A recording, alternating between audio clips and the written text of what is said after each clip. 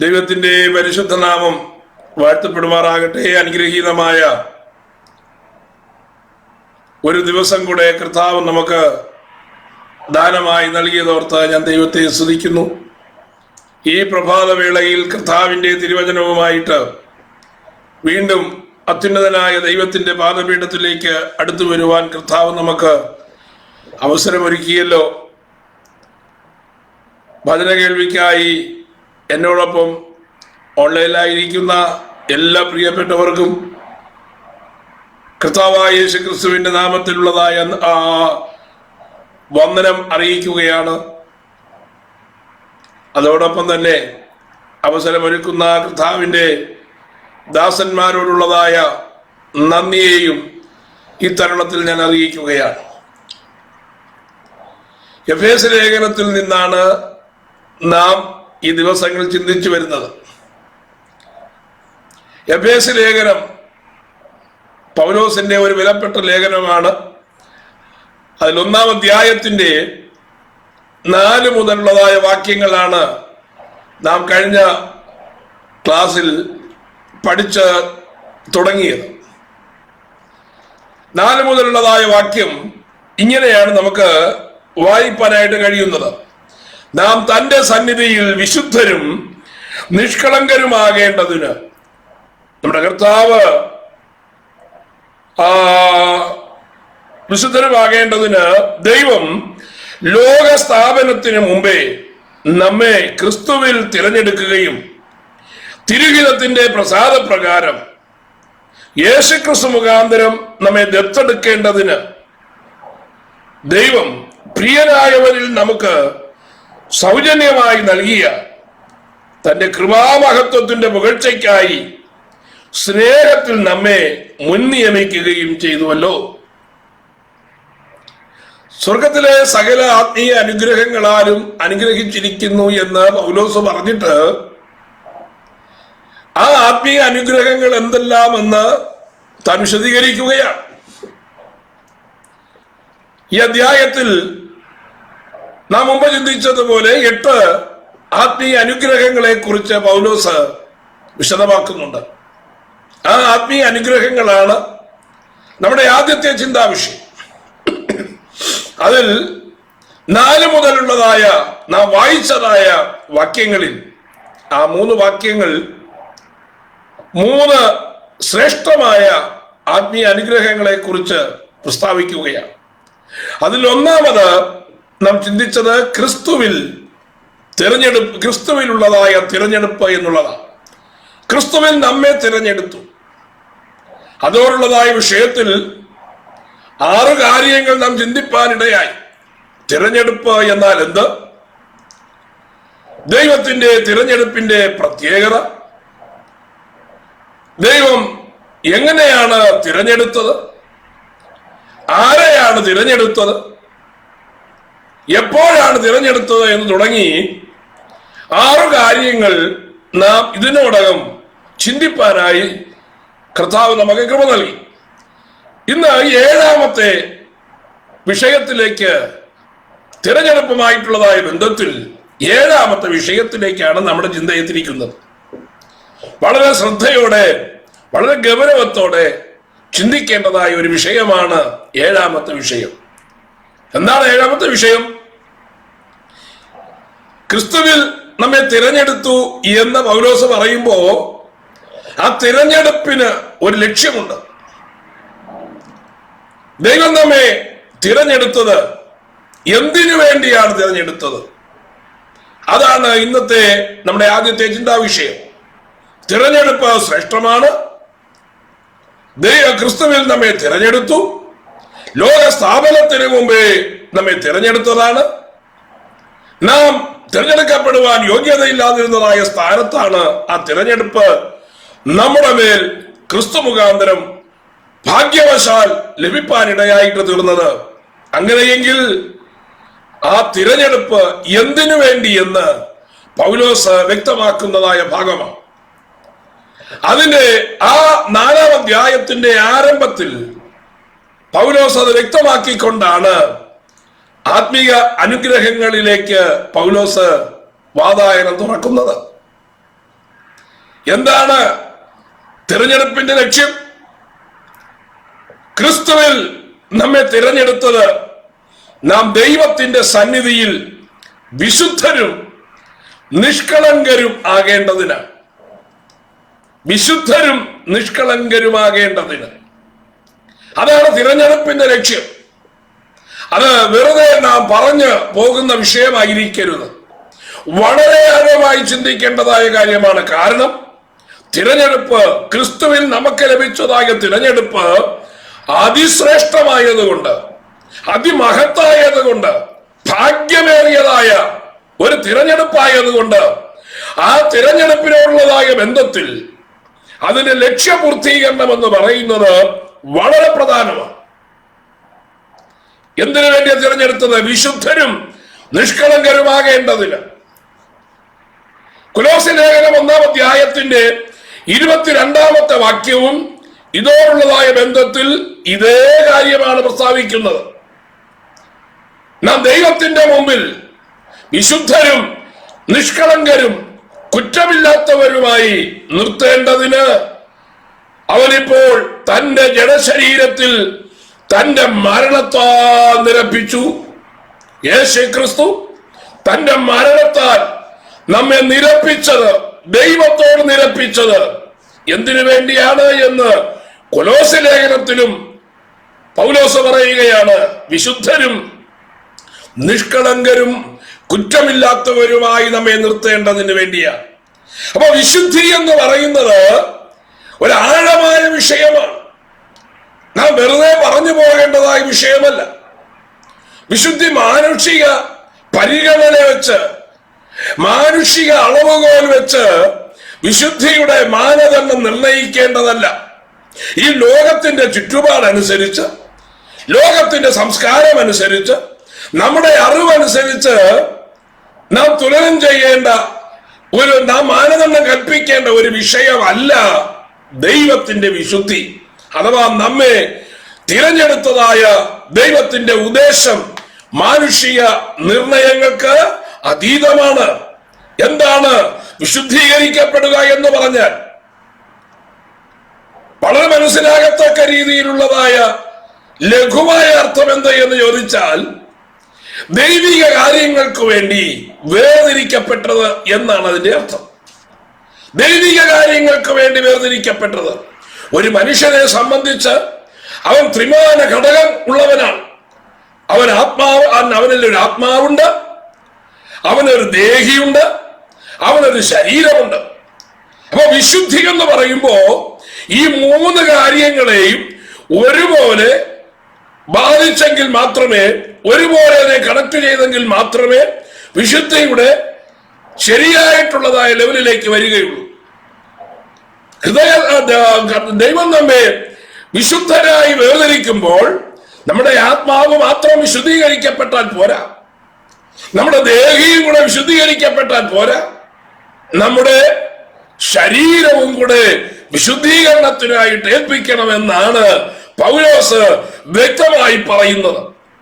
പ്രത്യേകിച്ച് ദൈവസന്നിധിയിലേക്ക് ആരാധനയ്ക്കായി കടന്നു വരുന്ന ഒരു ദൈവ പൈതലിനെ കുറിച്ച്, ഒരു ആരാധനക്കാരനെ കുറിച്ച് പൗലോസ് പറയുന്നതായ കാര്യം റോമാലേഖനം 12-ാം അധ്യായത്തിന്റെ 1-ാമത്തെ വാക്യത്തിൽ സ്പഷ്ടമാക്കുകയാണ്. സഹോദരന്മാരെ, ഞാൻ ദൈവത്തിന്റെ മനസ്സലി ഓർപ്പിച്ച് നിങ്ങളെ പ്രബോധിപ്പിക്കുന്നത്, നിങ്ങൾ ബുദ്ധിയുള്ള ആരാധനയായി നിങ്ങളുടെ ശരീരങ്ങളെ ജീവനും വിശുദ്ധിയും ദൈവത്തിന് പ്രസാദവുമുള്ള യാഗമായി സമർപ്പിപ്പി.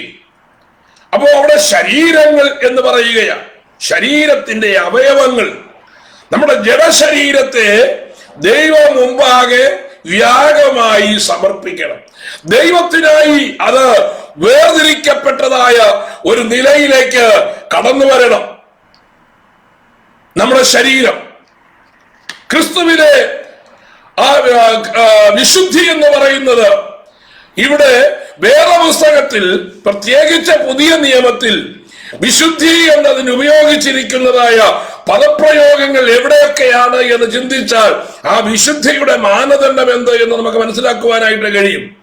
ചില വാക്യശകലങ്ങളിലേക്ക് വിശുദ്ധി എന്ന പദപ്രയോഗത്തിന്റെ മൂലഭാഷയിലെ ചില വാക്യ പ്രയോഗങ്ങളിലേക്ക് വേദപഠിതാക്കളെ ഞാൻ കൊണ്ടുപോകുകയാണ്. കൊരിന്ത്യലേഖനം 1-ാം ലേഖനം 3-ാം അധ്യായം 17-ാമത്തെ വാക്യം വായിക്കുമ്പോ അവിടെ വിശുദ്ധി ചേർത്തിരിക്കുന്നതായ ഒരു വാക്യമുണ്ട്. എന്താണ് ആ വാക്യം? ആ വാക്യത്തിൽ ഇപ്രകാരമാണ് പ്രസ്താവിക്കുന്നത്: ദൈവം വസിക്കുന്നതായ മന്ദിരമാണ് നമ്മുടെ ശരീരം. ദൈവത്തിന്റെ മന്ദിരം, ദൈവം വസിക്കുന്നതായ മന്ദിരമാണ് നമ്മുടെ ശരീരം. അത് വിശുദ്ധമാണ്, നിങ്ങളും അങ്ങനെ തന്നെയാണ് എന്ന് പൗലോസ് പറയുകയാണ്. ദൈവം വസിക്കുന്നതായ മന്ദിരത്തിന്റെ വിശുദ്ധി, അത് നമ്മൾ ചിന്തിക്കണം. യഹോവയായ ദൈവം തന്റെ തേജസ് ഇസ്രായേൽ മക്കളുടെ മുമ്പിൽ ഇറങ്ങി വരുവാനായിട്ട് അല്ലെങ്കിൽ പ്രത്യക്ഷമാക്കേണ്ടത് തീരുമാനിക്കുമ്പോ അതിന് യഹോവയായ ദൈവം തിരഞ്ഞെടുത്തതായ ഒരു പർട്ടിക്കുലർ പ്ലേസ് ഉണ്ട്. അത് സമാഗമന കൂടാരത്തിന്റെ അതിപരിശുദ്ധ സ്ഥലമാണ്. തിരശീലയ്ക്ക് അപ്പുറമായി, വിശുദ്ധ സ്ഥലത്തിന് അപ്പുറമായി, പരിശുദ്ധ സ്ഥലത്തിനും അതിപരിശുദ്ധ സ്ഥലത്തിനും വിശുദ്ധ സ്ഥലത്തിനും ഇടയ്ക്കായി കെട്ടിയിരിക്കുന്നതായ കട്ടിയുള്ളതായ തിരശീല. ആ തിരശീലയ്ക്ക് അപ്പുറം അതിപരിശുദ്ധ സ്ഥലത്ത് ദൈവത്തിന്റെ പെട്ടകവും അതുപോലെ കൃപാസനവും, കൃപാസനത്തിന്റെ മേൽ ചിറക് വിരിച്ചിരിക്കുന്നതായ കെരൂബുകളും കാണുവാൻ കഴിയും. അത് തിരശീലയ്ക്ക് അപ്പുറത്ത്. ആരാധനക്കാരനായ സാധാരണ ഇസ്രായേലിയൻ പ്രാകാരത്തിൽ നിൽക്കുവാനേ പ്രമാണമുള്ളൂ. അവൻ യാഗവസ്തുവുമായി പ്രാകാരത്തിലേക്ക് വന്ന് അത് ആ ആനയെ കണ്ടേച്ച് മടങ്ങിപ്പോകുകയാണ്. ഒരുപക്ഷെ അവന് കാണുവാൻ കഴിയുന്നത്, പ്രവേശിപ്പാനല്ല, കാണുവാൻ കഴിയുന്നത് വിശുദ്ധ സ്ഥലത്തിന്റെ ഉള്ളറ വെളിയിൽ നിന്നൊന്ന് കാണുവാൻ കഴിഞ്ഞേക്കും. അവിടെ വച്ചിരിക്കുന്നതായ കാഴ്ചയപ്പത്തിന്റെ മേശയോ, അവിടെ വച്ചിരിക്കുന്നതായ നിലവിളക്കോ, അവിടെ വച്ചിരിക്കുന്നതായ ധൂപപീഠമോ ഒക്കെ ഒരുപക്ഷെ അവന്റെ ദൃഷ്ടിയിൽ പെട്ടു എന്ന് വരാം. പക്ഷേ അതിലേക്ക് കടക്കുവാൻ, ആ വിശുദ്ധ സ്ഥലത്തേക്ക് പോലും കടക്കുവാൻ സാധാരണക്കാരന് പറ്റുകയില്ല. ആ വിശുദ്ധ സ്ഥലത്തേക്ക് കടക്കുവാൻ പുരോഹിത ശുശ്രൂഷ ചെയ്യുന്നതായ പുരോഹിതന്മാർ ആ വെച്ചിരിക്കുന്നതായ കൽത്തൊട്ടിയിൽ നിന്ന് വെള്ളമെടുത്ത് കാലും മുഖവും കഴുകി അവൻ ആ വിശുദ്ധ സ്ഥലത്തേക്ക് കടക്കും. വിശുദ്ധ സ്ഥലത്തേക്ക് കടക്കാൻ മാത്രമേ പുരോഹിതന്മാർക്കും അനുവാദമുള്ളൂ. അതിപരിശുദ്ധ സ്ഥലത്തേക്ക് ദൈവത്തിന്റെ തേജസ് കെരൂബുകളിന്മേൽ ആവസിക്കുമ്പോൾ ആ ഇരിക്കുന്നതായ സ്ഥലത്തേക്ക് പുരോഹിതന്മാർക്ക് പോലും പ്രവേശനം ഇല്ലാതെ വണ്ണം കട്ടിയുള്ള തിരശീല കൊണ്ട് ആ സ്ഥലത്തെ മാറ്റി നിർത്തിയിരിക്കുകയാണ്.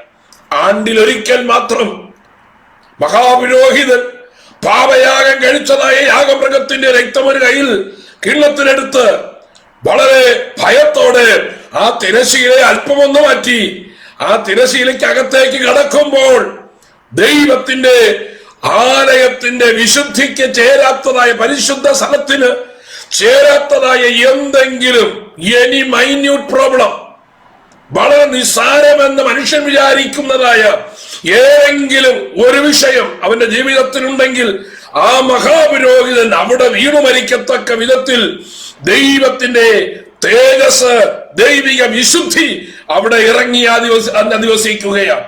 ആ വിശുദ്ധിയാണ് കൊരിന്ത്യ ലേഖനത്തിൽ പൗലോസ് പറഞ്ഞിരിക്കുന്ന വിശുദ്ധി.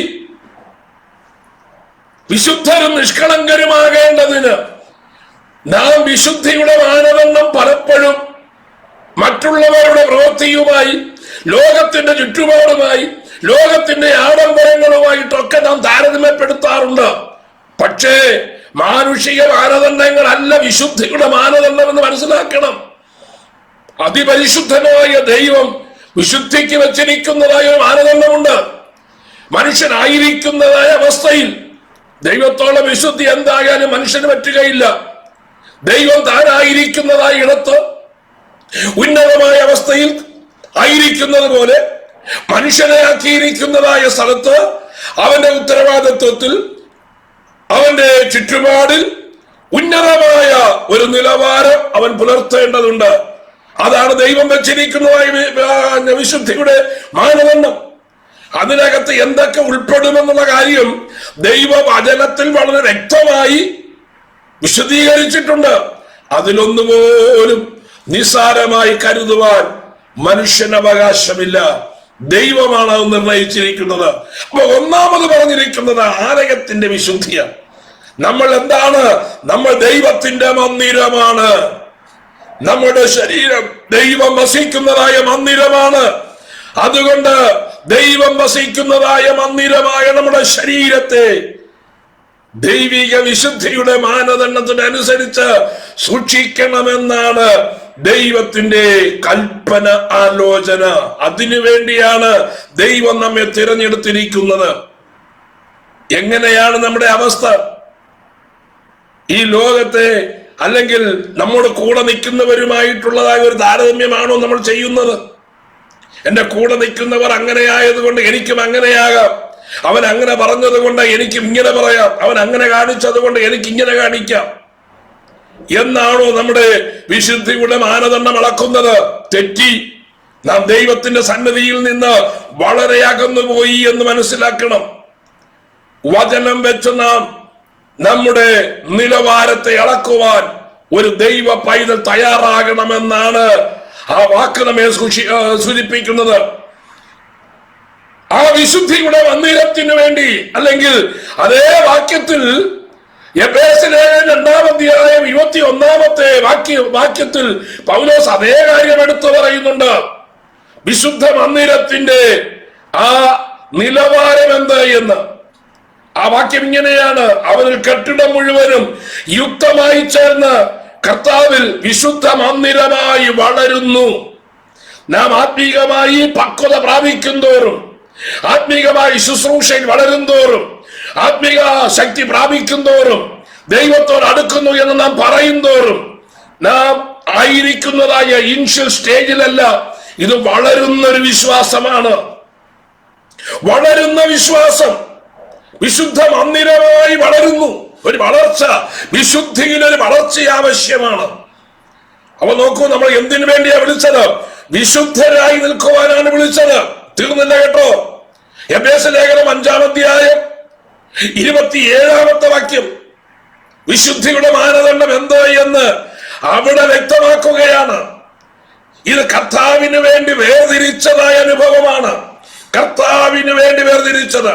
ആ വേർതിരിക്കപ്പെട്ടതായ വിഷയത്തിൽ പൗലോസ് പറയുന്നതായ ചില കാര്യങ്ങളുണ്ട്. കറ, ചുളുക്കം മുതലായതൊന്നുമില്ലാതെ. അവിടെ അവസാനിക്കുന്നില്ല, മുതലായതെന്നാ പറയുന്നത്. അവിടെ വാട്ടം കാണും, മാലിന്യത്തെ കുറിച്ചുള്ളതായ പരാമർശമുണ്ട്. ദൈവത്തിന് അഹിതമായിരിക്കുന്നതായ കാര്യങ്ങളെ കുറിച്ചുള്ളതായ സൂചനയുണ്ട്. ഇതെല്ലാം അതിനകത്ത് വേണം. ഇതൊന്നും ഇല്ലാതെ, കറ, ചുളുക്കം മുതലായത് ഒന്നുമില്ലാതെ സഭയെ ശുദ്ധയും നിഷ്കളങ്കയുമായി തനിക്കു തന്നെ തേജസ്സോടെ മുൻനിർത്തേണ്ടതിനും തന്നെത്താൻ അവൾക്ക് വേണ്ടി ഏൽപ്പിച്ചു കൊടുത്തു.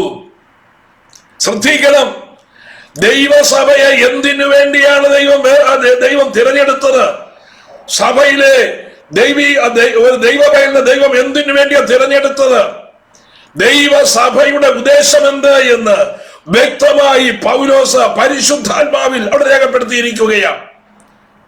തേജസ്സോടെ മുൻനിർത്തേണ്ടതിന്, പ്രസന്റ് ചെയ്യേണ്ടതിന്. എവിടെ പ്രസന്റ് ചെയ്യേണ്ടതിന്? എവിടെ മുൻനിർത്തേണ്ടതിന്?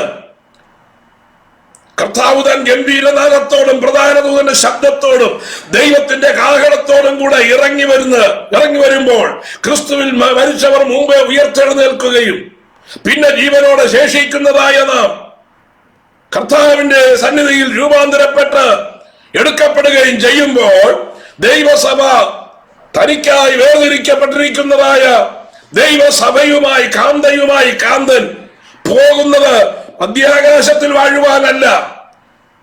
ആ കാന്തയെയും കൊണ്ട് പിതാവിന്റെ സന്നിധിയിലേക്ക് അവൻ ചെല്ലുകയാണ്. പിതാവിന്റെ സന്നിധിയിൽ തന്റെ കാന്തയെ പ്രസന്റ് ചെയ്യുകയാണ്. ആദ്യമായി നടക്കുന്ന കാര്യം അതാണ്.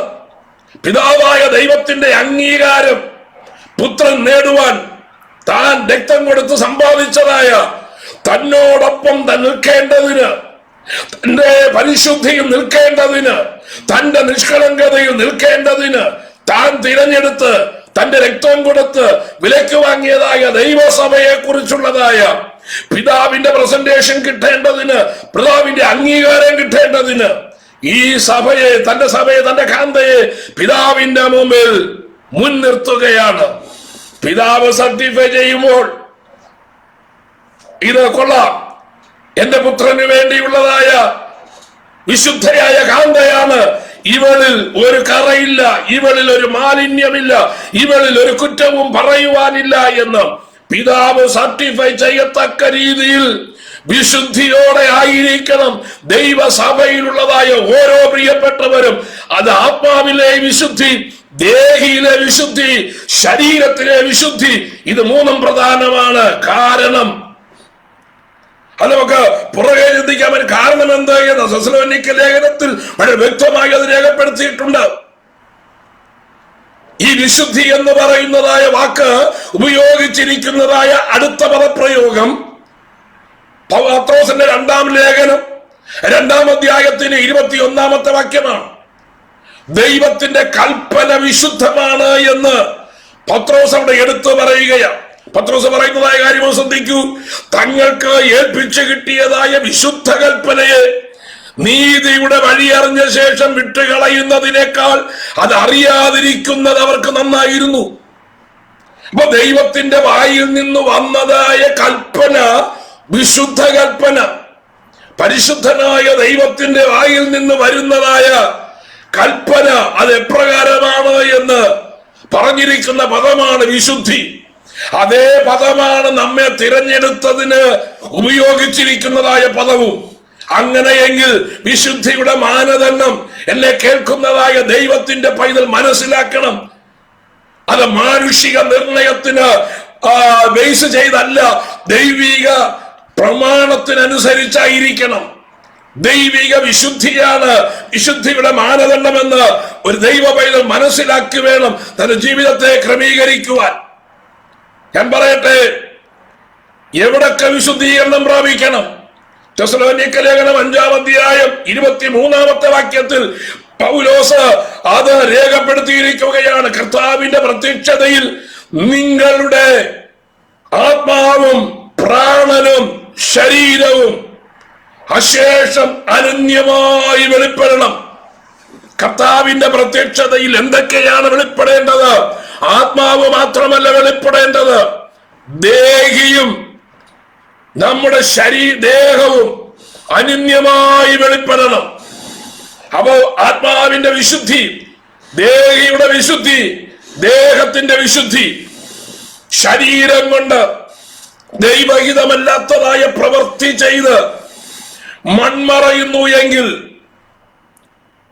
രൂപാന്തരപ്പെടുവാൻ സാധിക്കുമോ എന്നുള്ള കാര്യം ഈ പകൽ ചിന്തിക്കുവാൻ ആവശ്യമാണ്. സഹോദരനെ വിടക്ക എന്നെണ്ണുന്നവൻ, സഹോദരനുമായി കേസിനും വഴക്കിനും പോകുന്നവൻ, സഹോദരനേക്കാൾ ഞാനാണ് ശ്രേഷ്ഠനെന്ന് എണ്ണി അവനെ നിന്ദ്യനായി എണ്ണുന്നവൻ, ശത്രുതാ മനോഭാവത്തോടെ കാണുന്നവൻ, ഒരേ പായിൽ ഇരുന്ന് ആരാധിക്കുമ്പോൾ തന്നെ മനസ്സ് വിഘടിച്ചു നിൽക്കുന്നവൻ, പിണക്കമുള്ളവൻ, ഭിന്നതയുള്ളവൻ, ജഡത്തിന്റെ പ്രവൃത്തികളെ താലോലിക്കുവാൻ, അതിനെ തുടർന്നു കൊണ്ടുപോകുവാൻ ബന്ധപ്പെടുന്നവൻ, അവരൊക്കെ ഇങ്ങനെയുള്ളതായ പ്രിയപ്പെട്ടവർ കർത്താവിന്റെ തിരുസന്നിധിയിൽ കാണുമോ എന്നുള്ള കാര്യം ദൈവവചനം വെച്ച് തുലനം ചെയ്യണം. ആരൊക്കെ കാണും, ആരൊക്കെ കാണുകയില്ല എന്ന് പറയുവാൻ മനുഷ്യന് കഴിയുകയില്ല എന്നുള്ളത് ശരിയാണ്. പക്ഷേ അവനവനെ തന്നെ സൂക്ഷിക്കുവാനുള്ളതായ പ്രമാണമാണ് ദൈവത്തിന്റെ വചനം. വേർപെട്ട നിൽക്കുന്നതായ ദൈവസഭകളിൽ, ഓരോ കൂട്ടായ്മകളിലും ഈ വിശുദ്ധിയുടെ മാനദണ്ഡം നാം മുറുകെ പിടിച്ചു എങ്കിൽ മാത്രമേ കർത്താവിന്റെ വരവിങ്കൽ എടുക്കപ്പെടുകയുള്ളൂ. ഒരൊറ്റ വാക്യം മാത്രം ഞാൻ ഓർപ്പിക്കാം. ഗലാത്യ ലേഖനം 5-ാം അധ്യായത്തിന്റെ 19 മുതലുള്ളതായ വാക്യങ്ങളിൽ ജഡത്തിന്റെ പ്രവർത്തികളെ കുറിച്ച് പൗലോസ് വിശദമായി രേഖപ്പെടുത്തിയിരിക്കുകയാണ്. 15 കൂട്ടം കാര്യങ്ങളെങ്കിലും മലയാളം വേദപുസ്തകത്തിൽ അത് കാണുവാനായിട്ട് കഴിയും. ആ കൂട്ടത്തിൽ ഗുരുതരമായി മാനുഷിക ബുദ്ധിയിൽ ഗുരുതരമായി പറയുന്നതായ പാപങ്ങളുണ്ട്. ഗണ്യമാക്കാത്തതായ എല്ലാവരുടെയും ഹൃദയത്തിലും പ്രവൃത്തിയിലും വെളിപ്പെട്ടു നിൽക്കുന്നതായ നിസാരമെന്ന് തോന്നുന്നതായ പാപവുമുണ്ട്. പക്ഷേ ആ പാപം ജഡത്തിന്റെ പ്രവൃത്തികളുടെ കൂട്ടത്തിൽ ഉള്ളതായ കാര്യങ്ങൾ പറഞ്ഞിട്ട് പൗലോസ് പറയുന്നൊരു കാര്യമുണ്ട്. ഈ വക പ്രവർത്തിക്കുന്നവരാരും സ്വർഗരാജ്യത്തിൽ ദൈവരാജ്യത്തിൽ കടക്കുകയില്ല എന്ന് ഞാൻ മുമ്പ് പറഞ്ഞതുപോലെ പിന്നെയും നിങ്ങളോട് പറയുന്നു. തലയാകുന്നതായ ക്രിസ്തു അവിടുന്ന് പരിശുദ്ധനാണ്.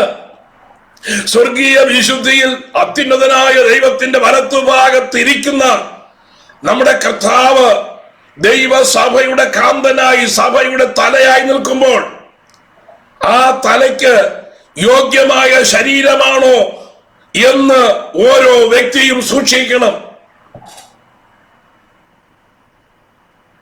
കുറവ് വന്ന് അല്ലെങ്കിൽ ശരീരത്തോട് ചേർക്കുവാൻ കഴിയാത്തതായ ഒരു അവയവമാണെങ്കിൽ ഉപയോഗശൂന്യവും വേദന നിർഭരവുമായിരിക്കുന്നത് ഒരു അവയവമാണെങ്കിൽ ആ അവയവത്തെ എന്താ ചെയ്യുക? മനുഷ്യ ശരീരത്തിൽ നിന്ന് ഒന്നുകിൽ അത് ചികിത്സിച്ച ഭേദമാക്കാൻ ശ്രമിക്കുക, ഇല്ല എങ്കിൽ എന്താ സംഭവിക്കുക? അത് ശരീരത്തിൽ നിന്ന് വേർപെടുത്തുക എന്നുള്ളതേ നിവൃത്തിയുള്ളൂ. ക്യാൻസർ ബാധിച്ചതായ ഒരു അവയവം എത്ര പ്രധാനപ്പെട്ട അവയവമാണെന്ന് പറഞ്ഞാലും റേഡിയേഷൻ കൊടുത്തോ മറ്റുള്ളതായ ചികിത്സാവിധികൾ നിർണയിച്ചോ അത് ക്യാൻസർ മാറ്റുവാനായിട്ട് ശ്രമിക്കും. മാറിയില്ല അതെങ്കിൽ മാറ്റുവാൻ കഴിയത്തില്ല എങ്കിൽ എന്താ ചെയ്യുക? ആ ശരീരത്തിന്റെ അവയവത്തെ വെട്ടിമാറ്റുകയെ നിവൃത്തിയുള്ളൂ. ദൈവസഭയിൽ വചനപ്രകാരം ക്രമീകരണം പ്രാപിക്കാത്തതായ ഒരു വ്യക്തിയും കർത്താവിന്റെ വരവെങ്കിൽ എടുക്കപ്പെടുമെന്ന് ദൈവവചനം പറയുന്നില്ല. കട്ട് ചെയ്ത് മാറ്റപ്പെടും. അതുകൊണ്ട് കർത്താവിന്റെ വരവ് എപ്പോഴെന്ന് അറിയായ കൊണ്ട് എപ്പോഴും ഒരുങ്ങിയിരിക്കണമെന്ന് തന്നെയാണ് ദൈവത്തിന്റെ വചനം പറയുന്നത്. പുഴുക്കുത്ത് വീണതും മാലിന്യപ്പെട്ടതും ദൈവവചനം അനുസരിക്കാത്തതും ദൈവത്തെ പുറകിലെറിഞ്ഞു കളയുന്നതും ലോകത്തിന്റെ ഇമ്പമനുസരിച്ച് പോകുന്നതും ആരാധനയ്ക്ക് വേണ്ടി മാത്രം ആലയത്തിലേക്ക് വന്നിട്ട് ബാക്കിയുള്ളതായ സമയങ്ങൾ സ്വന്തം ഇഷ്ടത്തിന് വേണ്ടി ചെലവഴിക്കുന്നതും പാപത്താൽ കുഷ്ഠം പിടിച്ചതുമായ ആരും ദൈവ കർത്താവിന്റെ വരവെങ്കിൽ പോകുമെന്ന് വിചാരിക്കരുത്. ഒരുപക്ഷെ അന്യഭാഷ പറയുന്നവനായിരിക്കാം, അല്ലെങ്കിൽ ദൈവകാര്യങ്ങൾക്ക് വേണ്ടി ബാഹ്യമായി എന്തെങ്കിലുമൊക്കെ ചെയ്തു കൂട്ടുന്നവരായിരിക്കാം. പക്ഷേ അവനവന്റെ ശരീരവും അവനവന്റെ ദേഹിയും അവനവന്റെ ആത്മാവും കർത്താവിന്റെ ദൃഷ്ടിയുടെ മുമ്പിൽ വിശുദ്ധമായി സൂക്ഷിച്ചില്ല എങ്കിൽ എടുക്കപ്പെടുകയില്ല എന്ന് വളരെ വ്യക്തമാണ്. ഫിലിപ്പിയ ലേഖനത്തിന്റെ ഒരു വാക്യം അതോടൊതായ ബന്ധത്തിൽ ഞാൻ നിങ്ങളുടെ മുമ്പിലേക്ക് കൊണ്ടുവരാം. 2-ാം അധ്യായത്തിന്റെ 15-ാമത്തെ വാക്യത്തിൽ പൗലോസ് ഇതാണ് പറയുന്നത്: അവരുടെ ഇടയിൽ നിങ്ങൾ ജീവന്റെ വചനം പ്രമാണിച്ചുകൊണ്ട് ലോകത്തിൽ ജ്യോതിഷികളെ പോലെ പ്രകാശിക്കുന്നു. ആരുടെ ഇടയിൽ? വക്രതയും കോട്ടവുമുള്ളതായ ഈ തലമുറയുടെ ഇടയിൽ. എവിടെ നോക്കിയാലും വക്രത, എവിടെ നോക്കിയാലും ചതി, എവിടെ നോക്കിയാലും വഞ്ചന, എവിടെ നോക്കിയാലും കപടത. ബാഹ്യ വേഷപ്രച്ഛന്നാദികളാൽ വിശുദ്ധരെന്ന് വിളിച്ചു പറഞ്ഞുകൊണ്ട് ആന്തരികമായി ദൈവവുമായി യാതൊരു ബന്ധവുമില്ലാതെ വചനവ്യവസ്ഥയുമായി യാതൊരു ബന്ധവുമില്ലാതെ മുന്നോട്ട് പോകുന്നവരെ നോക്കി ദൈവത്തിന്റെ ആത്മാവ് ദുഃഖിപ്പാൻ ഇടവരരുത്. കർത്താവിന്റെ വരവ് ഏറ്റവും ആസന്നമായിരിക്കുന്നതായ കർത്താവിന്റെ വരവെങ്കിൽ എടുക്കപ്പെടേണ്ടതിന് നിശ്ചയമായും ദൈവവചനപ്രകാരമുള്ളതായ വിശുദ്ധി സൂക്ഷിക്കുവാൻ ദൈവ പൈതൽ നിർബന്ധിതരാണ്. എടുക്കപ്പെടുന്നവർക്ക് വേണ്ടി മാത്രമാണ് ഞാൻ ഈ പറയുന്നത്. എടുക്കപ്പെടണമെന്ന് ആഗ്രഹിക്കുന്നവർക്ക് വേണ്ടി മാത്രമാണ് ഞാൻ ഈ പറയുന്നത്. Praise the Lord. ആകയാൽ ദൈവവചനത്തിന്റെ വ്യവസ്ഥയിൽ എഫേസ്യ ലേഖനത്തിൽ പൗലോസ് അത് വളരെ വ്യക്തമായി നമ്മെ ഓർപ്പിക്കുകയാണ്. രണ്ടാമത്, എന്തിനു വേണ്ടിയാണ് തിരഞ്ഞെടുക്കപ്പെട്ടത്? കർത്താവ് എന്തിനു വേണ്ടി തിരഞ്ഞെടുത്തത്? ആ വാക്യത്തിന്റെ ആരംഭം ഇങ്ങനെയാണല്ലോ, നാം കർത്താവിന്റെ ദൈവത്തിന്റെ സന്നിധിയിൽ വിശുദ്ധരും നിഷ്കളങ്കരുമായി നിൽക്കേണ്ടതിന്. രണ്ടാമത്തെ വിഷയം നിഷ്കളങ്കതയാണ്. ബ്ലെയിംലെസ്, നിഷ്കളങ്കത. ആ നിഷ്കളങ്കതയുടെ പദത്തിന് മലയാള പദം അടുത്ത അതിന്റെ അർത്ഥം ഊനമില്ലാത്തതെന്നായിരിക്കും. കുറവില്ലാത്തത്, ഊനമില്ലാത്തത് എന്നുള്ള പദമാണ്. പഴയ നിയമത്തിൽ അതാണ് ഉപയോഗിച്ചിരിക്കുന്നതായ പദം. ആലയത്തിലേക്ക് കടന്നു വരുന്ന ഒരു ഇസ്രായേല്യൻ, അവന്റെ കയ്യിൽ ഒരു യാഗവസ്തു കാണും. അവന്റെ കപ്പാസിറ്റിക്ക് അനുസരിച്ച് അവൻ യാഗമൃഗത്തെയും കൊണ്ടായിരിക്കും ആലയത്തിലേക്ക് വരിക. ആ യാഗപീഠത്തിന്റെ മുമ്പിൽ അവൻ എത്തുന്നതിന് മുമ്പ് പുരോഹിതന്റെ മുമ്പിൽ ഈ യാഗവസ്തുവിനെ കൊണ്ടു ചെല്ലേണ്ടതുണ്ട്. പുരോഹിതൻ അതിനെ പരിശോധിക്കും. എന്താ പരിശോധിക്കുന്നത്? അതിന്റെ മൂക്കിന്റെ അറ്റം മുതൽ വാലിന്റെ അറ്റം വരെ പരിശോധിക്കും. എന്തെങ്കിലും അതിന് യാഗമൃഗത്തിന്റെ മേൽ എന്തെങ്കിലും കുഴപ്പമുണ്ടെങ്കിൽ, എന്തെങ്കിലും ന്യൂനതയുണ്ടെങ്കിൽ, എന്തെങ്കിലും അതിന് ബലഹീനതയുണ്ടെങ്കിൽ യാഗപീഠത്തിൽ അതിനെ അർപ്പിക്കുകയില്ല. യാഗപീഠത്തിൽ അർപ്പിക്കേണ്ടതായ മൃഗത്തിന് അതിൻ്റെതായ യോഗ്യതയുണ്ട്, അതിൻ്റെതായ നിലവാരമുണ്ട്. ആ നിലവാരം വിട്ട് നിൽക്കുന്നതായ നിലവാരം വിട്ടു വരുന്നതായ യാഗമൃഗത്തെ ഒന്നിനെ പോലും ആ യാഗപീഠത്തോട് അടുപ്പിക്കുകയില്ല. വളരെ ശ്രദ്ധിക്കേണ്ടതായ കാര്യമാണ്. എവിടെയെങ്കിലും ഒരു ന്യൂനതയുണ്ടെങ്കിൽ, കയ്യിലോ അതിന്റെ മുൻകാലുകളിലോ പിൻകാലുകളിലോ അതിന്റെ ഉടലിൽ എവിടെയെങ്കിലും, കണ്ണിലോ ചെവിയിലോ എവിടെങ്കിലും ഒരു വടുണ്ടെങ്കിൽ, ഒരു ന്യൂനതയുണ്ടെങ്കിൽ, ഒരു മുറിവുണ്ടെങ്കിൽ, അംഗച്ഛേദം വന്നിരിക്കുന്നു എങ്കിൽ അതിനെ യാഗപീഠത്തിൽ അർപ്പിക്കുകയില്ല. പ്രിയ ദൈവ പൈതലേ, നാം നിഷ്കളങ്കതയോടെ ദൈവപാദപീഠത്തിൽ ചെല്ലണം. നമ്മുടെ കണ്ണുകൾ, നമ്മുടെ ചെവി, നമ്മുടെ ഹൃദയം, നമ്മുടെ അവയവങ്ങൾ, നമ്മുടെ കൈകാലുകൾ എല്ലാം എങ്ങനെ ഇരിക്കുന്നു ദൈവ സന്നിധാനത്തിൽ? കൈകൾ കൊണ്ട് വേണ്ടാത്തതായ കാര്യങ്ങളെല്ലാം പ്രവർത്തിച്ചിട്ട്, കാലുകൾ കൊണ്ട് വേണ്ടാത്ത ഇടത്തെല്ലാം നടന്നിട്ട്, വേണ്ടാത്തതെല്ലാം ആസ്വദിച്ചിട്ട്, അത് ചെവി കൊണ്ടായാലും കണ്ണുകൊണ്ടായാലും വേണ്ടാത്തതെല്ലാം ആസ്വദിച്ചിട്ട്, പറയേണ്ടാത്തതും പറയേണ്ടാത്തതും എല്ലാം പറഞ്ഞിട്ട് ദൈവസന്നിധിയിൽ ആരാധനയ്ക്ക് വന്നാൽ അത് സ്വീകരിക്കുവാനിരിക്കുന്ന ദൈവമല്ല നമ്മുടെ ദൈവം. ദൈവത്തിന്റെ വിശുദ്ധിക്കൊത്തവണ്ണം നമുക്കത് പറ്റിയില്ല എങ്കിലും നാം നിൽക്കുന്നതായ, നമുക്ക് കർത്താവ് തന്നിരിക്കുന്നതായ ലോക നിലവാരങ്ങളിൽ നിന്ന് ഉന്നതമായ ഒരവസ്ഥയിൽ ദൈവത്തിന് വേർതിരിക്കപ്പെട്ടവനെന്ന് മറ്റുള്ളവരും നമ്മളും സ്വർഗവും പറയത്തക്കതായ വിധത്തിൽ ദൈവസന്നിധാനത്തിൽ നിഷ്കളങ്കതയോടെ കടന്നു വരുന്നവർക്ക് മാത്രമേ ദൈവ സന്നിധാനത്തിൽ അംഗീകാരമുള്ളൂ എന്ന് ഈ പകൽ നാം അറിഞ്ഞിരിക്കണം. വിശുദ്ധരും നിഷ്കളങ്കരുമാകേണ്ടതിനാണ് കർത്താവ് നമ്മെ തിരഞ്ഞെടുത്തിരിക്കുന്നത്. ഊനമില്ലാത്തതിനെ കുറിച്ച് എഫേസ്യ ലേഖനത്തിൽ നാം വായിച്ചതായ വേദഭാഗം തന്നെ എടുക്കാം. 5-ാം അധ്യായത്തിന്റെ 27-ാമത്തെ വാക്യം. നാം ഒരു കല്യാണ സദ്യക്ക് പോകുമ്പോൾ നമ്മുടെ വസ്ത്രം വളരെ വെടിപ്പുള്ളതായിരിക്കാൻ നമ്മൾ ആഗ്രഹിക്കും. വളരെ വെടിപ്പുള്ളതായ വസ്ത്രം ധരിച്ചിട്ട് നാം ഒരിക്കലും അതിന് കറ പുരളത്തക്കതായ സിറ്റുവേഷനിൽ കൂടി നാം കടന്നു പോകാറില്ല. ഒരു വാഴത്തോട്ടത്തിൽ കൂടെയോ, കന്നുകാലികളെ കെട്ടിയിരിക്കുന്നതായ ഒരു തൊഴുത്തിൽ കൂടെയോ, മലിനമായിരിക്കുന്നതായ ഒരു സ്ഥലത്തു കൂടെ ഒന്നും അങ്ങനെയുള്ളതായ വ്യക്തികൾ പോകാറില്ല. എത്ര സൂക്ഷിച്ചു എന്ന് പറഞ്ഞാലും അങ്ങനെയുള്ളതായ പ്രദേശങ്ങളിൽ കൂടെ, സ്ഥലങ്ങളിൽ കൂടെ സഞ്ചരിക്കുമ്പോ അതിൽ അഴുക്ക് പുരളുവാൻ ഇടയുണ്ട്. അതുകൊണ്ട് നടക്കുന്നതായ പ്രദേശവും സഞ്ചരിക്കുന്നതായ ഇടവും ഒക്കെ നമ്മൾ വളരെ സൂക്ഷിക്കും. വാഹനത്തിൽ കയറുന്നതിന് മുമ്പ്, സ്വന്തം വാഹനമാണെങ്കിൽ പോലും ആ വാഹനമൊന്ന് കഴുകി വെടിപ്പാക്കിയതിനു ശേഷം മാത്രമേ നമ്മൾ വിശേഷപ്പെട്ടതായ ഫംഗ്ഷൻ പോകാറുള്ളൂ.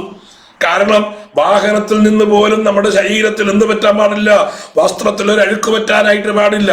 കല്യാണത്തിന് പോകുന്നവർ അങ്ങനെയാണെങ്കിൽ കല്യാണത്തിനായി നിയമിക്കപ്പെട്ടിരിക്കുന്നതായ കാന്തയുടെ ഒരുക്കം എങ്ങനെയായിരിക്കും? മണിക്കൂറുകൾക്ക് മുമ്പേ, കല്യാണ ദിവസത്തിന് മണിക്കൂറുകൾക്ക് മുമ്പേ അവൾ ഒരുങ്ങുവാൻ തുടങ്ങും. മണിക്കൂറുകൾ എടുത്തായിരിക്കും കാന്ത ഒരുങ്ങുന്നത്. ആ കാന്തയുടെ ഒരുക്കം അതുവരെ ഇല്ലാത്തതായ ഒരുക്കമായിരിക്കും. കാന്തനെ കാണുവാൻ, കാന്തന്റെ അടുക്കലേക്ക് ചെല്ലുവാനുള്ളതായ ആഗ്രഹം കൊണ്ട് കാന്ത ഒരുങ്ങുന്നതായ ഒരുക്കം. ഇതാണ് മണവാട്ടി സഭയായ പുതിയ നിയമസഭയുടെ ഒരുക്കത്തെ കുറിച്ച് പൗലോസ് പറഞ്ഞിരിക്കുന്നത്. അവിടെ വസ്ത്രത്തിൽ എന്ത് കാണാൻ പാടില്ല? കറ കാണാൻ പാടില്ല. വേണ്ടാത്തതായ സ്ഥലത്തുകൂടെ യാത്ര ചെയ്തിട്ട് വന്ന് കറ വീരേണ്ടതായ വസ്ത്രവുമായി അവിടെ വന്നിരിക്കരുത്. ചുളുക്കം പാടില്ല. ചുളുക്കം എപ്പോഴാ വരുന്നത്? ചുളുക്കം വരുന്നത് ഉപയോഗിക്കാതിരിക്കുന്നതായ വസ്ത്രം ചുരുട്ടിക്കൂട്ടി ഏതെങ്കിലും ഷെൽഫിലെറിയുമ്പോൾ ഉപയോഗിക്കേണ്ടതായ സമയത്തെടുക്കുമ്പോൾ അത് ചുളുക്കമുള്ളതായിരിക്കും. അത് ഇടേണ്ടതായ വസ്ത്രമാണെങ്കിൽ അത് വെടിപ്പോടെ സൂക്ഷിച്ച് അതിൻ്റെതായ നിലയിൽ അതിന് വെടുപ്പാക്കി ഇസ്തിരിയിട്ട് അതിനെ ഹാങ്ങറിൽ തൂക്കുകയോ മടക്കി ഭദ്രമായി സൂക്ഷിക്കുകയോ ചെയ്യും. അതെടുക്കുമ്പോൾ വടിയൊത്തതായിരിക്കും. ചുളുക്കം അതിനകത്ത് കാണുകയില്ല. ഒരു ചുളുക്കം ഉണ്ട് എങ്കിൽ ആ ചുളുക്കം നിവർത്തിയിട്ട് അത് മാറ്റിയിട്ട് മാത്രമേ നാം വസ്ത്രം ഉപയോഗിക്കുകയുള്ളൂ. വിശേഷ ദിവസങ്ങളിൽ പോകുമ്പോൾ അതാണ് ശ്രദ്ധിക്കുന്നത്.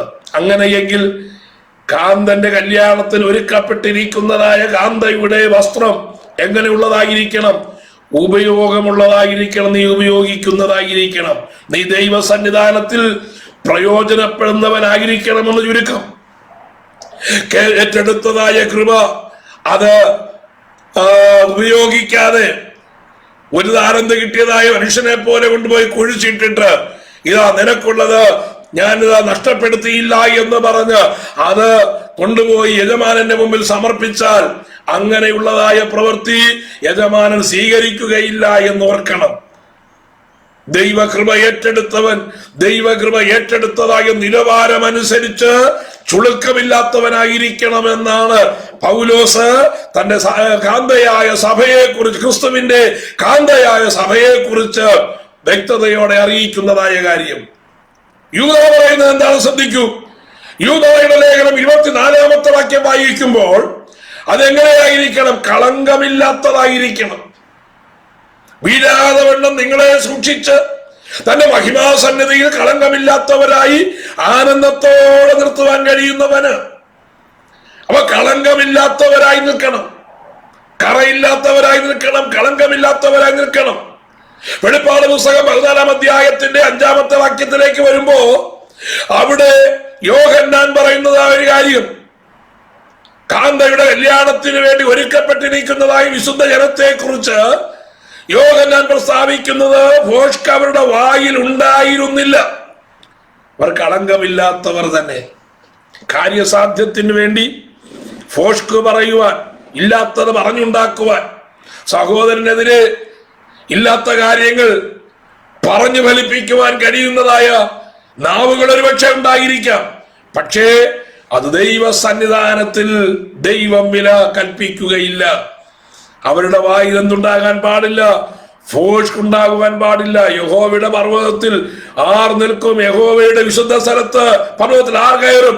യഹോവയുടെ വിശുദ്ധ സ്ഥലത്ത് ആർ നിൽക്കും?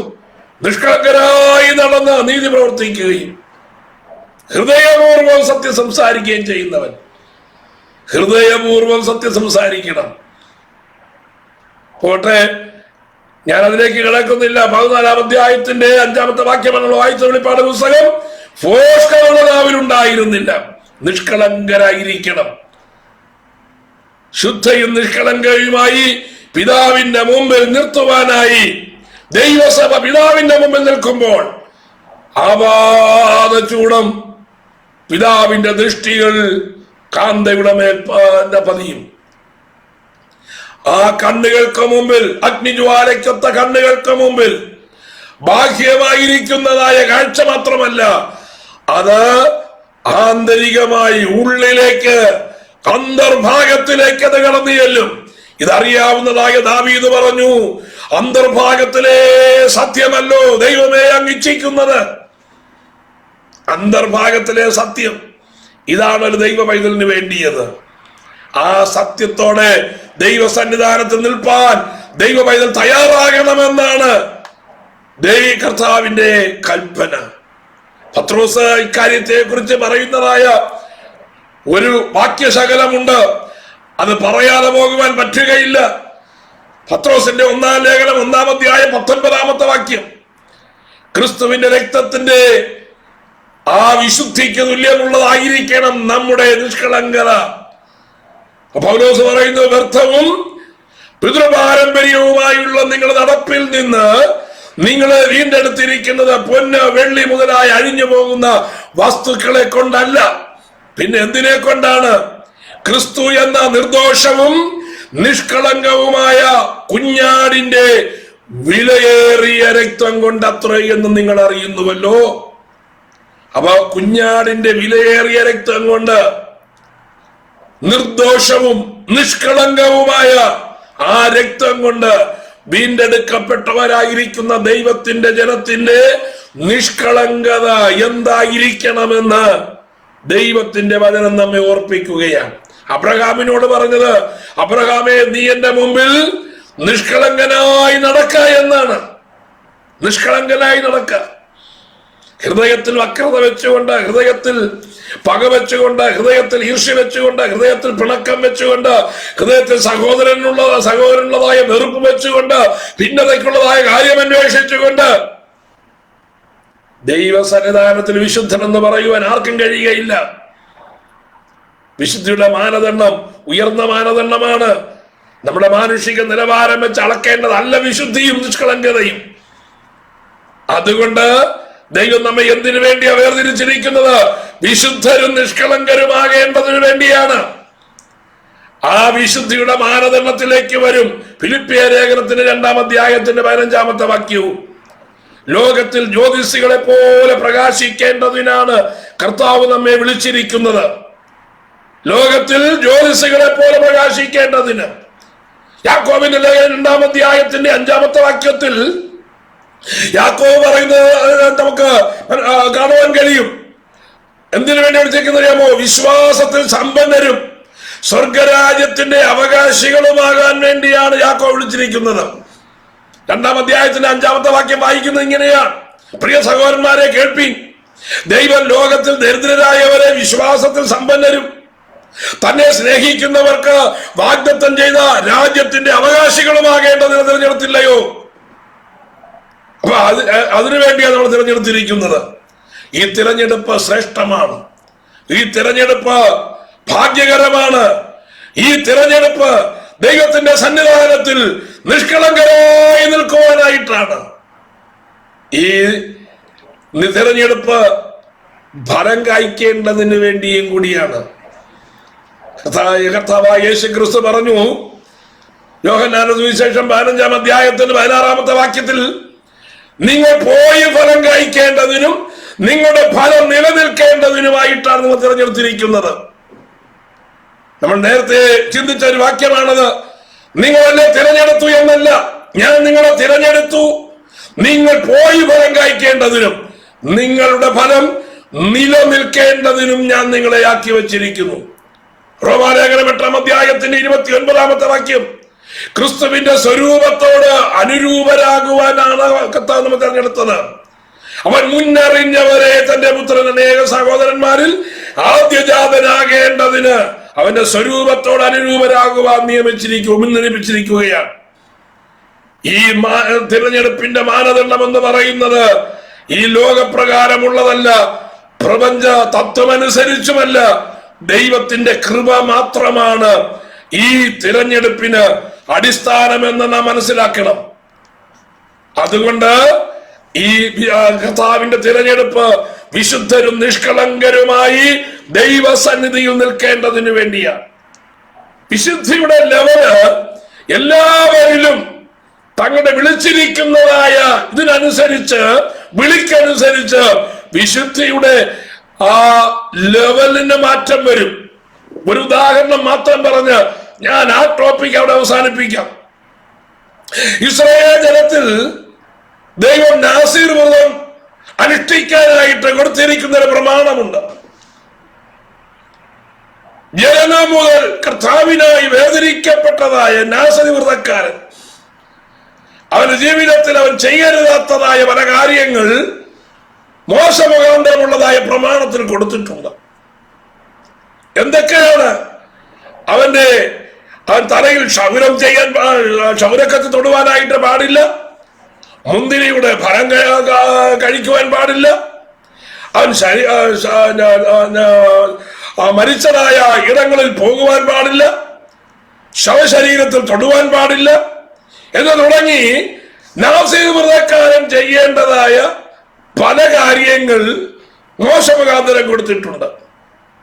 ഒരു സാധാരണക്കാരൻ അവൻ മുന്തിരിയുടെ ഫലം തിന്നാൽ ഒരു കുഴപ്പവുമില്ല. മുന്തിരിയുടെ ഫലം തിന്നാൻ വേണ്ടിയുള്ളതാണ്. മുന്തിരിത്തോട്ടം നട്ടു വളർത്തിയതായ നോഹയെ നമുക്കറിയാം. മുന്തിരിയുടെ ഫലം തിന്നുന്നത് കൊണ്ട് ഒരു സാധാരണ ഇസ്രായേലിനെ സംബന്ധിച്ച്, ഒരു മനുഷ്യനെ സംബന്ധിച്ച് ഒരു പാപമല്ല. പക്ഷേ നാസീർ വ്രതക്കാരൻ മുന്തിരിയുടെ ഫലം തിന്നാൽ അതവന് നിഷിദ്ധമാണ്. മുന്തിരി അശുദ്ധമായത് കൊണ്ടല്ല, മുന്തിരിയുടെ ഫലം തിന്നുന്നത് അത് പാപമായത് കൊണ്ടല്ല. നാസീർ വ്രതത്തിന് വേണ്ടി നിന്നെ വിളിച്ചിരിക്കുന്നുവെങ്കിൽ നീ അത് മാറ്റിക്കളഞ്ഞേ പറ്റുകയുള്ളൂ. ഒരു വ്യക്തി മരിച്ചാൽ, ഒരു ബന്ധു മരിച്ചാൽ അവന്റെ മരണ വീട്ടിൽ പോകുന്നതും അവനെ ഓർത്ത് വിലപിക്കുന്നതും ഒന്നും പാപമല്ല. അവനെ ഓർത്ത് തലമുടി പിച്ചേക്കീറുന്നതൊന്നും പാപമല്ല.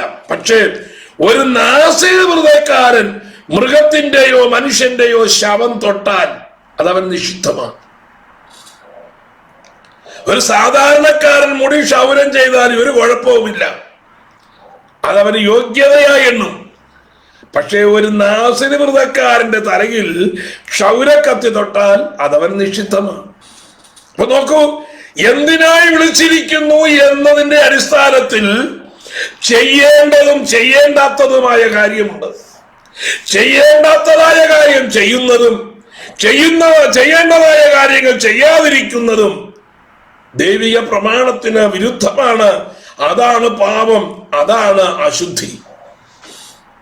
അപ്പോ രാജകീയ ശുശ്രൂഷ ചെയ്യുവാനായിട്ട് നിയമിക്കപ്പെട്ടവൻ രാജകീയ ശുശ്രൂഷ ചെയ്യണം. പുരോഹിത ശുശ്രൂഷ ചെയ്യുവാൻ വിളിക്കപ്പെട്ടവൻ പുരോഹിത ശുശ്രൂഷ ചെയ്യണം. പ്രവാചക ശുശ്രൂഷ ചെയ്യുവാൻ വിളിക്കപ്പെട്ടവൻ പ്രവാചക ശുശ്രൂഷ ചെയ്യണം. സാധാരണക്കാരനായിട്ടാണ് നിന്നെ ദൈവം കണ്ടതെങ്കിൽ നീ സാധാരണക്കാരനായിരിക്കണം. ഇതാണ് ഇസ്രായേലിന് കൊടുത്തിരിക്കുന്ന പ്രമാണം. ആരാധിക്കുവാൻ പുരോഹിത ശുശ്രൂഷയ്ക്ക് വേണ്ടി വിളിച്ചവൻ സിംഹാസനത്തിൽ കയറിയിരുന്ന് ഭരിക്കാൻ പോകരുത്. സിംഹാസനത്തിൽ കയറിയിരുന്ന് ഭരിക്കുവാനായിട്ട് വിളിക്കപ്പെട്ടവൻ പുരോഹിത ശുശ്രൂഷ ചെയ്യാൻ പോകരുത്. രാജകീയ ശുശ്രൂഷ അശുദ്ധമല്ല. രാജകീയ ശുശ്രൂഷ ദൈവത്താൽ നിയമിതമാണ്. പക്ഷെ ചെയ്യേണ്ടാത്തവൻ അത് ചെയ്താൽ അതവന് അശുദ്ധമാണ്, പാപമാണ്. തിരുവചനത്തിലെ ഉദാഹരണങ്ങൾ എത്രയെങ്കിലും ഉണ്ടല്ലോ. ആയതുകൊണ്ട് ഇന്ന് പകൽ എന്നെ കേൾക്കുന്നതായ ദൈവത്തിന്റെ പൈതലെ, നീ എന്തിനായി വിളിക്കപ്പെട്ടു എന്നതിനടിസ്ഥാനമാക്കിയാണ് നിന്നിലുള്ളതായ വിശുദ്ധിയുടെ മാനദണ്ഡം നീ ഇറക്കേണ്ടത്. സുവിശേഷ ഘോഷണത്തിനായിട്ടാണ് നിന്നെ വിളിച്ചിരിക്കുന്നതെങ്കിൽ നീ സുവിശേഷ ഘോഷണം വിട്ട് ഭരണതലങ്ങളിലേക്ക് നിന് ശ്രദ്ധ പോയാൽ നിന്റെ പാപമായി നിൽക്കുകയാണ്. എന്തു ചെയ്തു എന്നല്ല, എന്തു ചെയ്യുന്നു എന്നുള്ളതിനെ അടിസ്ഥാനമാക്കിയാണ് വിധി വരുന്നത്. പ്രവാചകനായിട്ട് നിന്നെ വിളിച്ച പ്രവാചക ശുശ്രൂഷ ഏൽപ്പിച്ചു എങ്കിൽ നീ ചെയ്യേണ്ടത് പ്രവാചക ശുശ്രൂഷയാണ്. നീ അതിൽ വിട്ടു പോകരുത്. മറ്റൊരുവന്റെ ശുശ്രൂഷ നീ അനുകരിക്കരുത്. മറ്റൊരുവന്റെ പദവി നീ ആഗ്രഹിക്കരുത്. മറ്റൊരുവന്റെ യോഗ്യതയ്ക്കനുസരിച്ചല്ല നിന്നെ വിളിച്ചിരിക്കുന്നത്. നിന്നെ വിളിച്ചിരിക്കുന്നതായ വിളിക്കനുസരിച്ച് നിൽക്കണം. എന്തുകൊണ്ടാണ് പലരും തെറ്റിപ്പോകുവാൻ കാരണം? ഒരിക്കൽ ദൈവത്തിന് വേണ്ടി പ്രവർത്തിച്ച ഉന്നതമായ നിലകൾ ശുശ്രൂഷിച്ചവർ ജീവിതത്തിന്റെ അവസാനത്തിൽ ശുശ്രൂഷകൾ നഷ്ടപ്പെട്ട് ദൈവസന്നിധിയിൽ നിന്ന് തന്നെ അന്യപ്പെട്ടു പോയി എന്ന് വരത്തക്കവണ്ണമുള്ളതായ വിഷയത്തിലേക്ക് വരുവാൻ കാരണമെന്ത്?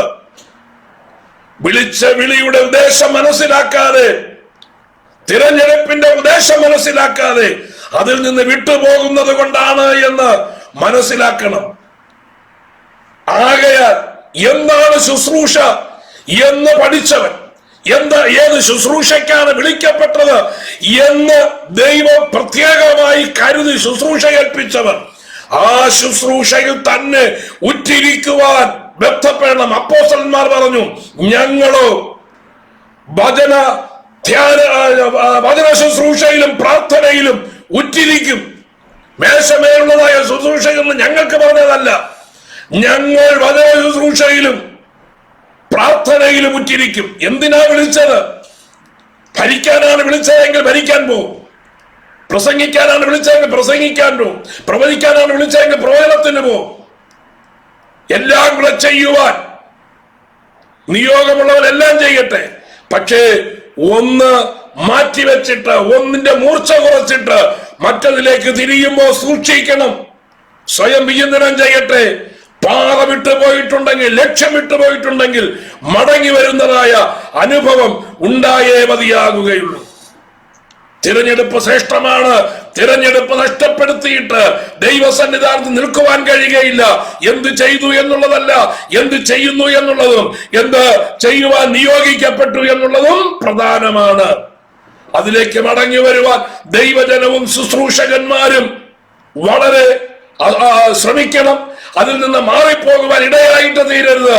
വിളിയും തിരഞ്ഞെടുപ്പും നഷ്ടപ്പെട്ട് ദൈവസന്നിധിയിൽ നിന്ന് അന്യപ്പെട്ടു പോകുവാൻ ആരും ആർക്കും ഇടയാകരുത് എന്നുള്ളതായ ആഗ്രഹം കൊണ്ട് മാത്രമാണ് ഇത് പറയുവാൻ ഇടയായിട്ട് തീരുന്നത്. എബ്രേയ ലേഖനത്തിന്റെ പഠനമാണ് വിഷയം. എന്തിനാ പഠിക്കുന്നത്? ദൈവവചനപ്രകാരം നമ്മുടെ ജീവിതത്തെ ക്രമീകരിക്കുവാനായിട്ടാണ്. ഒടുവിലത്തെ വിഷയം, തിരഞ്ഞെടുപ്പുമായിട്ടുള്ളതായ ഒടുവിലത്തെ വിഷയം ക്രിസ്തുവിന്റെ തിരഞ്ഞെടുപ്പ്. ദൈവം തിരഞ്ഞെടുത്തതായ അനേക ശ്രേഷ്ഠന്മാരെ നമുക്ക് തിരുവചനത്തിൽ കാണുവാനായിട്ട് കഴിയും. അത് സമയത്തിന്റെ ചുരുക്കം കൊണ്ട് തൽക്കാലം ഞാൻ ആ വിഷയത്തിലേക്ക് കടക്കുന്നില്ല. അത് നമുക്ക് കർത്താവിന്റെ വരവ് താമസമെങ്കിൽ ബുധനാഴ്ച പ്രഭാതത്തിൽ ഇതേ സമയത്ത് നമുക്ക് തുറന്ന് ചിന്തിക്കാം. ദൈവമായ കർത്താവ് നമ്മെ സഹായിക്കുമാറാകട്ടെ. ഇത്രത്തോളം സമയം ദൈവത്തിന്റെ വചനത്തിന്റെ മുമ്പിൽ ആയിരിക്കാൻ കർത്താവ് നമ്മെ സഹായിച്ചല്ലോ. വചനം കേട്ടതായ എല്ലാ പ്രിയപ്പെട്ടവരും അനുഗ്രഹിക്കപ്പെടുമാറാകട്ടെ. കർത്താവിന്റെ വചനത്തിനനുസരിച്ച് മുന്നോട്ട് നീങ്ങുവാനുള്ളതായി ആഹ്വാനം ചെയ്ത് ഒരു വാക്ക് പ്രാർത്ഥിച്ച് ഞാൻ ഇന്നത്തെ വേദപഠനം ഇവിടെ അവസാനിപ്പിക്കുവാൻ ആഗ്രഹിക്കുകയാണ്. കണ്ണുകളെ അടയ്ക്കാൻ നമുക്ക് പ്രാർത്ഥിക്കാം. പരിശുദ്ധനായ ദൈവമേ, സ്വർഗീയ പിതാവേ, ഞങ്ങൾ ദൈവത്തിന്റെ സന്നിധാനത്തിൽ വിശുദ്ധരും നിഷ്കളങ്കരുമായി നിൽക്കേണ്ടതിന് അങ്ങ് ഞങ്ങളെ വിളിച്ചു, വേർതിരിച്ചു. ആ വിളിക്കനുസരിച്ച് നിൽക്കുവാൻ ദൈവം ഞങ്ങളെ സഹായിക്കണം. വിളി എന്ത് എന്ന് മനസ്സിലാക്കുവാൻ, എന്തിനാണ് തിരഞ്ഞെടുത്തതെന്ന് മനസ്സിലാക്കിക്കൊണ്ട് വിശുദ്ധരായി നിൽക്കുവാൻ, നിഷ്കളങ്കരായി നിൽക്കുവാൻ, കർത്താവിന്റെ വരവെങ്കിൽ കുറ്റമില്ലാത്തവരായി ആ സിംഹാസനത്തിന് മുമ്പിൽ നിൽക്കുവാനുള്ളവരാകയാൽ അതിനനുസരിച്ച് ജീവിതത്തെ ക്രമീകരിപ്പാൻ ഇവിടെ ഞങ്ങളെ സഹായിക്കുമാറാകണം. വചനം കേട്ടതായ എല്ലാ പ്രിയപ്പെട്ടവരെയും, വചനം കേൾക്കുന്ന എല്ലാ പ്രിയപ്പെട്ടവരെയും അതിനായിട്ട് ഒരുക്കുമാറാകണം. യേശു ക്രിസ്തുവിന്റെ നാമത്തിൽ തന്നെ ആമേൻ. ദൈവത്തിന്റെ വചനം ഇതുവരെ ശ്രദ്ധിച്ചുകൊണ്ടിരുന്നതായ എല്ലാ പ്രിയപ്പെട്ടവരെയും ദൈവം അനുഗ്രഹിക്കുമാറാകട്ടെ. God bless you all.